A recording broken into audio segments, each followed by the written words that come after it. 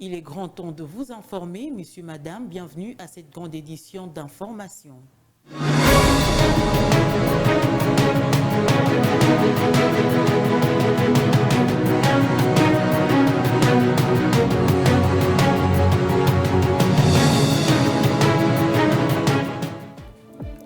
La sécurisation des élections dans certaines circonscriptions était au menu d'un échange entre le VPAM de l'Intérieur, Jacquemin Chabani-Louko, et le président de la CENI, Denis Kadima. Ces derniers est venu solliciter l'implication du VPAM Chabani dans le processus électoral.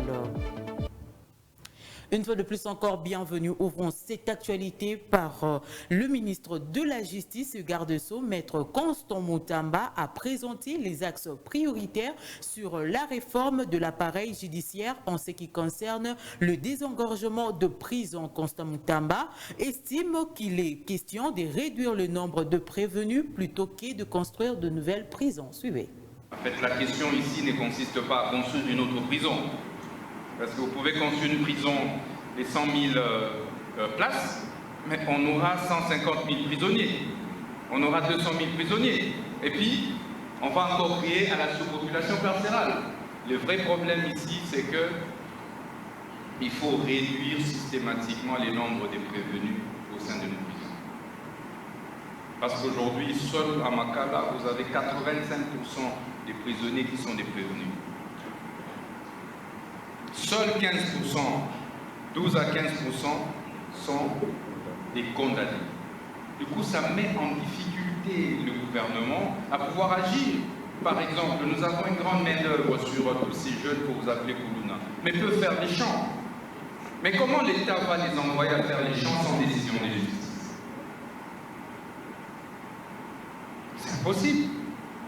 Donc il revient également à nos juges et magistrats de s'organiser, que lorsque on envoie quelqu'un à Makala, qu'on puisse directement s'organiser à fixer son statut. Son statut. Vous ne pouvez pas arrêter quelqu'un aujourd'hui, vous le laissez 2 ans, 3 ans, 4 ans, 5 ans, 10 ans, 21 ans, sans condamnation.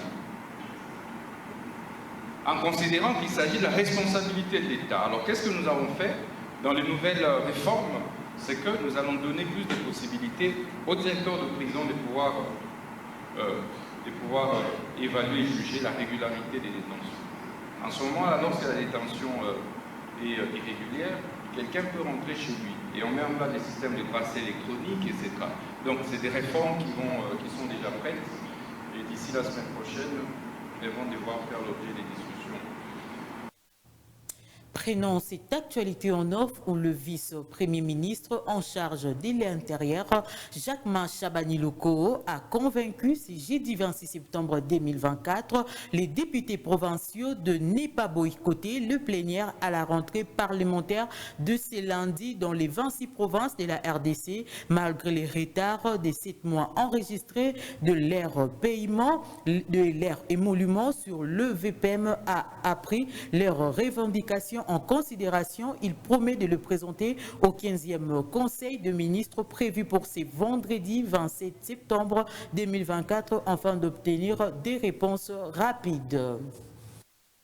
Une autre actualité en offre, allais-je dire, le ministre de la Justice et garde-sceau, maître Constant Moutamba, instruit le procureur général d'ouvrir une instruction sur le propos tenu sur les réseaux sociaux par madame Denise Mukendi, alias Dizochoy, à propos du viol présumé de Jacqueline Dalla.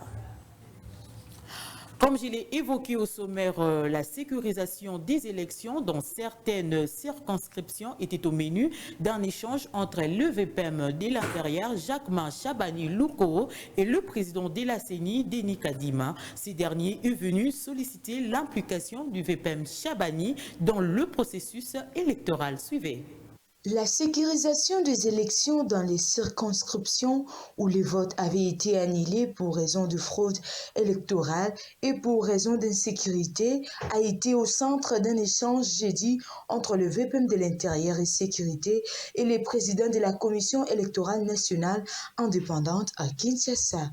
Au cours de leur échange, le président de la centrale électorale, Denis Kadima, a informé les VPN Jacques Chabani de la tenue dans un avenir proche des élections législatives dans les circonscriptions de Yakoma, dans la province du Nord Kivu, Massimanimba dans les Kwilu, Kwamutu dans les Maindombe, à l'exception des zones touchées par la guerre d'agression dont est victime la RDC. Aussi, la province du Nord Kivu dans le territoire de Rutshuru et Massissi, Denis Kadima a en outre rassuré au VPN de l'intérieur sur la disponibilité des moyens financiers pour accompagner ces processus. C'est que, comme vous savez, nous avons un processus électoral inachevé et que parmi les élections à organiser, il y a Massimanimba, il y a Koma et puis les conseillers communaux, urbains, enfin disons plutôt conseillers urbains, maires, bourgmestres, tout ça. Il fallait faire le point de la situation avec le VPM, d'autant plus que nous ne pouvons pas organiser les élections sans qu'il y ait sécurisation de ce processus. Il fallait voir ensemble où nous en étions et c'est ainsi que nous avons eu ces échanges aujourd'hui. Ce que nous allons faire concrètement, c'est continuer à nous consulter et avancer ensemble. D'abord, il faut que nous sortions notre calendrier et sur cette base-là, eux aussi peuvent s'organiser. Donc c'est un travail de collaboration. On va continuer à y aller la main dans la main. En ce qui concerne les élections locales, là aussi, il faudra qu'au niveau du gouvernement, qu'on puisse résoudre un certain nombre de problèmes, notamment le financement et tout ça.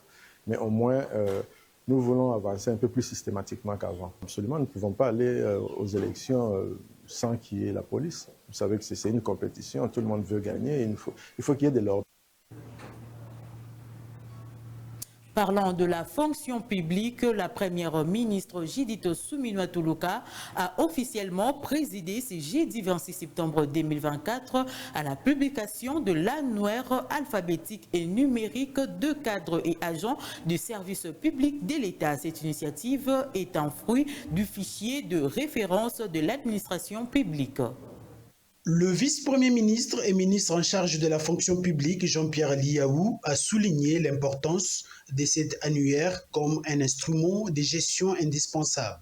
Cet outil permet de recenser de manière précise tous les agents de l'État et de mettre un terme à la présence des fonctionnaires fictifs, un fléau qui a longtemps miné l'administration publique. Pour la première ministre Judith Suminwa Tuluka, cet annuaire est un bien plus qu'un simple document administratif. Il symbolise la ferme volonté du gouvernement de moderniser la gestion des ressources humaines. Cette initiative, qui ne concerne pour l'instant que les services centraux des divisions urbaines de Kinshasa, est un premier pas vers l'identification biométrique généralisée sur l'ensemble du territoire national. Judith Suminwa a rappelé la nécessité d'éliminer les phénomènes de nouvelles unités et de garantir un suivi rigoureux des effectifs pour éviter les retours du pratique du passé. Cette réforme s'inscrit dans le cadre du programme d'action du gouvernement pour la période 2024-2028 qui place la modernisation de l'administration publique parmi ses priorités. L'annuaire des agents de l'État est ainsi en phase avec l'ambition du pilier 5 de ces programmes axés sur l'amélioration de la gestion des ressources humaines et efficacité des services publics. L'entrepreneuriat au cœur du développement, consommant du jus Made in Congo fabriqué par l'entreprise Jossam. Suivez cet élément. Bonjour la population congolaise. Devant vous, c'est M. Martin Nzouzi, ingénieur en agroalimentaire et PDG dans une des sociétés Made in DRC, Made in Congo, nommée Jossam. Et hormis ça, je suis aussi professeur dans l'une d'école reconnue en RD Congo, l'ITA Mombele, auquel je donne cours pratiquement dans tout le domaine de transformation et conservation des aliments. Et c'est fait à base de fruits naturels. Et pas seulement des fruits, il y a aussi des épices que nous utilisons. Et devant vous, vous avez une gamme bien diversifiée de jus que j'aimerais illustrer, vous expliquer ou essayer un peu de vous montrer comment nous procédons. Et avant de commencer à vous expliquer ces produits, j'aimerais plus attirer notre attention que dans la société Jossam, nous sommes tous des techniciens. Donc notre objectif, c'est de vendre l'image de tout ce qui est bio. Nous, il n'y a pas de produits chimiques là-dedans. Donc tout ce que vous voyez ici, c'est purement naturel. Donc la conservation, elle est vraiment naturelle. Donc, nous voulons un peu valoriser nos produits locaux. Alors, devant vous ici, vous avez le jus de gingembre. Déjà, comme étant épice, nous connaissons très bien le gingembre à plusieurs vertus. À plusieurs vertus dans la santé. Hormis c'est bien fait, ça lutte contre ça, ça soulage un peu les maux de dos. Et puis c'est aussi un apéritif puissant pour les hommes. Je ne peux pas sans pourtant vous mentir, c'est un stimulant, mais ça procure en fait de l'énergie. Et dans la société Jossam, nous transformons l'épice gingembre en jus. Les voici devant vous. Et vous avez aussi un autre produit que nous vous présentons, vous avez les caramboles. Il est vrai que beaucoup vont dire que non, le jus de carambole contient beaucoup d'acide là-dedans. Évidemment, les fruits de carambole contiennent de l'acidité. Mais nous, la technique que nous utilisons pour transformer ces jus, nous fournissons beaucoup d'efforts pour essayer un peu de diminuer les taux d'acidité dans les caramboles. Et nos produits comme la base, notre base, c'est plus le gingembre. Tous nos produits que vous voyez devant vous est accompagné du gingembre. Donc ici, vous avez le jus de carambole mélangé avec le gingembre. Et ici, devant vous, vous avez aussi le jus de mangue, comme c'est l'apéro de mangue, c'est mélangé aussi au gingembre. Et vous avez aussi les jus d'ananas, mélangés au gingembre. Et vous avez les jus de pastèque aussi que vous voyez, mélangés au gingembre. Pourquoi nous préférons mettre le gingembre dans tous nos produits? Pourquoi? Parce que, comme je venais de le dire tantôt, nos produits ne sont pas seulement les jus, mais ça procure aussi une bonne santé. En fait, ce sont des alicaments. Quand on parle d'un alicament, c'est un produit, quand vous les consommez, en même temps, ça vous soigne. Donc, quand vous consommez nos produits, d'office, quelle que soit la maladie liée au manque d'appétit, par exemple, la glycémie, par exemple, vous voulez perdre le poids, nous vous présentons une gamme bien diversifiée. Et au sein de la structure Jossam ou au sein de la société Jossam, ça c'est juste l'échantillon que je vous présente. Nous avons une gamme bien diversifiée de fruits, voire même des légumes que nous utilisons pour fabriquer les jus. Donc j'annonce déjà, ou j'en profite pour vous parler pour ceux qui ont un problème d'hypertension, d'obésité. Nous sommes prêts aussi à vous fournir un jus qui va vous dégraisser afin de perdre le poids. Donc, en bref, c'est ce que je voulais vous dire. Et si vous voulez nous contacter, vous voulez connaître encore plus les bienfaits de nos produits, n'hésitez pas de nous appeler à ces numéros que je vais communiquer. Plus 243 89 98 70 061.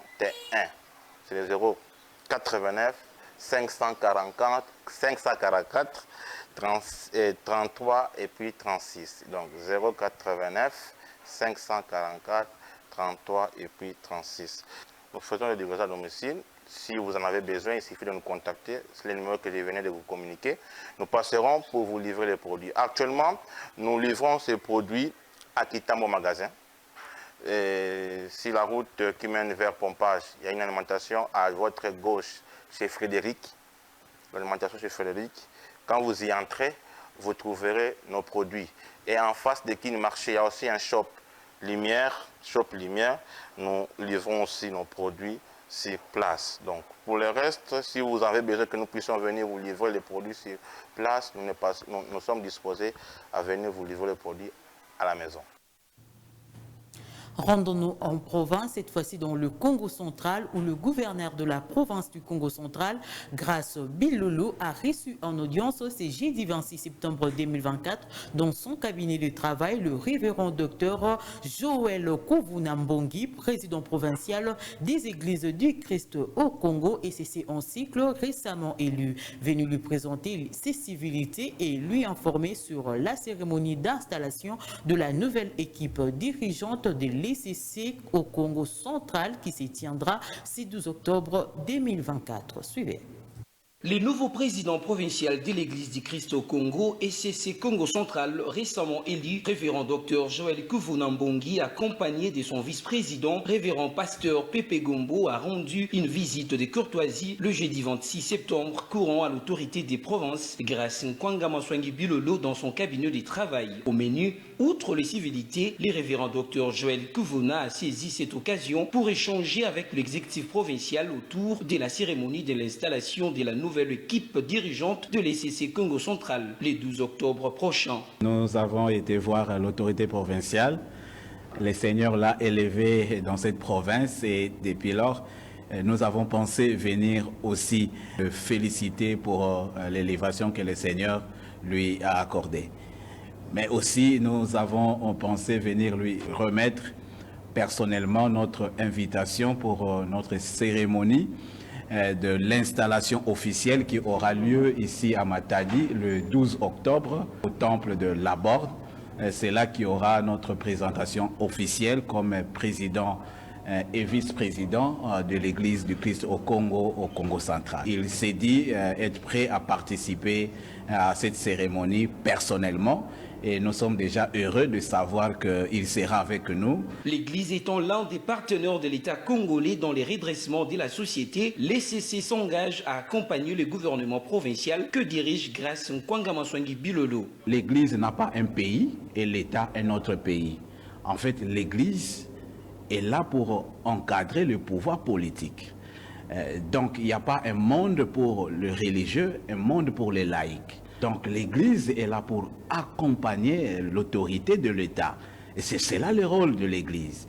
Et le rôle des chrétiens aussi, c'est de savoir comment aussi accompagner les hommes que le Seigneur a politiquement élevés. Et voilà pourquoi nous voulons saluer cette collaboration entre le pouvoir politique et le pouvoir religieux. L'Église du Christ au Congo, ECC, est une plateforme regroupant bon nombre de communautés religieuses dont la foi est basée sur Christ le seul et l'unique sauveur et le rédempteur glorieux. Parlons éducation pour finir. Nous voulons étudier, c'est les cris de détresse des élèves des écoles publiques du Congo central après Matadi devant le bureau du gouverneur Grace Bilolo. C'est cette fois-ci pour les élèves de Sekebanza, précisément dans la localité de Kinzafouete, que les écoliers ont manifesté pour exiger une reprise effective de cours. Lukinzaou pour les reportages.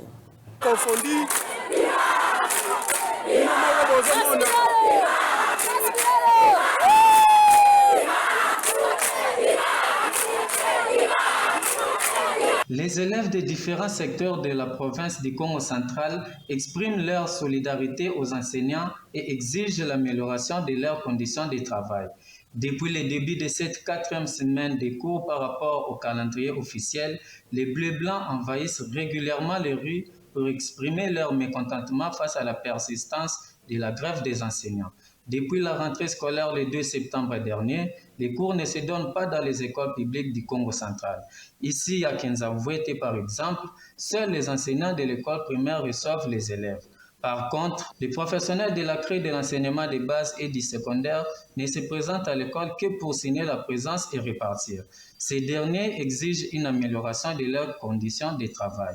Contrairement à Kinshasa, où les cours semblent progressivement prendre la vitesse grâce à la prime de la prise en charge des parents, en province, les enseignants ne jurent que sur une meilleure prise en charge de l'État congolais.